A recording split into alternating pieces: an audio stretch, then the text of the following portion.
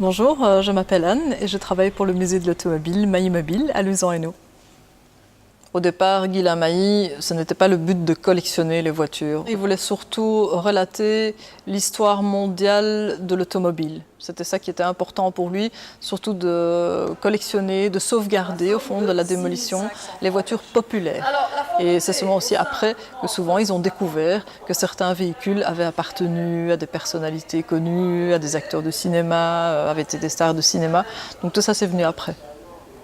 Je crois que cette passion, elle est dans mes gènes depuis l'enfance. On attribue ça d'ailleurs à mon grand-père, puisque mon grand-père avait un garage Minerva.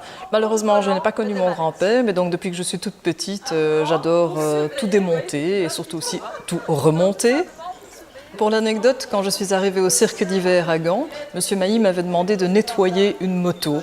Et comme elle était entièrement démontée, j'ai commencé à la remonter. Alors évidemment, il a été très surpris de voir que j'étais capable de remonter une moto. Par contre, refaire un moteur ou une boîte de vitesse, ça ce n'est pas dans mes compétences. J'adore les choses anciennes et j'adore préserver les choses, je crois que c'est ça surtout. Parfois, nous avons des visiteurs qui ne sont pas intéressés par l'automobile et qui ressortent enchantés du musée parce que justement, j'ai pu les intéresser aux véhicules anciens. Et ça, je trouve formidable.